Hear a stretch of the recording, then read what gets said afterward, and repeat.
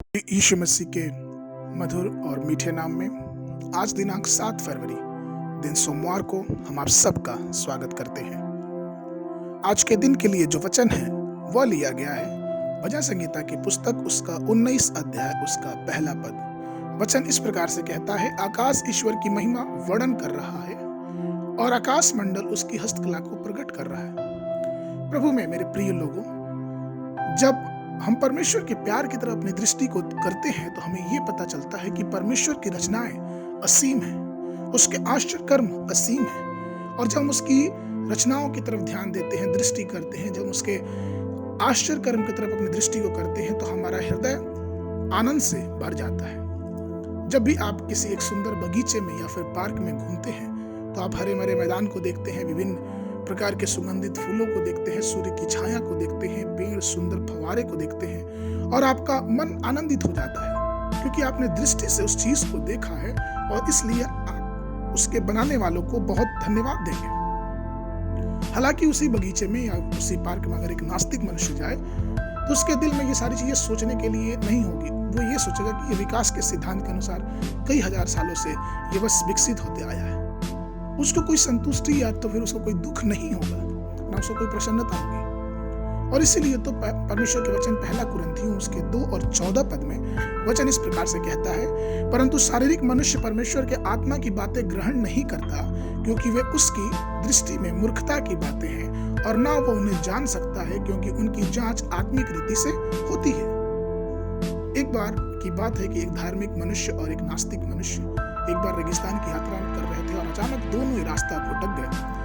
और उन्हें दिशा की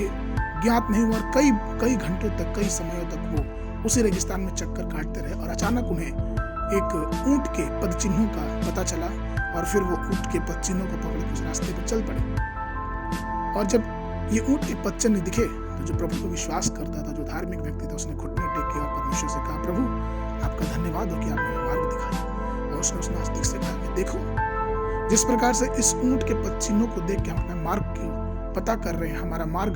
प्रकट हो रहा है, ठीक उसी प्रकार हमें ये भी पता करना है, ये भी पता होना चाहिए कि ये सब चीजें, जो संसार है, जो आकाश है, जो पृथ्वी है, उसका रचने वाला भी इसके पीछे जरूर है और उसको हम परमेश्वर कहते हैं। कहने का तात्पर्य यह है प्रियों कि हमारी दृष्टि जिस प्रकार की है उसी प्रकार की हमारी समझ भी होती है। अगर हमारी दृष्टि परमेश्वर के क्रियाकलापों पे, परमेश्वर के आश्चर्य कर्मों पे लगी रहती है तो परमेश्वर हमें जरूर से आशीषित करता है क्योंकि हम अपने सारे कार्यों के लिए प्रभु की तरफ दृष्टि को लगाए रहते हैं। वचन कहता है कि जिसने उसकी तरफ दृष्टि की उनका मुंह कभी काला नहीं हुआ। तो परमेश्वर के प्रिय लोगों, जब हम इस बात को जानते हैं कि परमेश्वर ने स्वर्ग और पृथ्वी की रचना की, उसी की सारी रचनाएं हैं, उसी की रचनाएं हम और आप भी हैं, तो आइए हम उसकी रचनाओं के लिए उसकी आराधना करें, उसकी स्तुति करें, उसके नाम की महिमा करें क्योंकि वो पृथ्वी का निर्माण करने वाला है, क्योंकि वो हमारे और आपके जीवन को बचाने वाला है।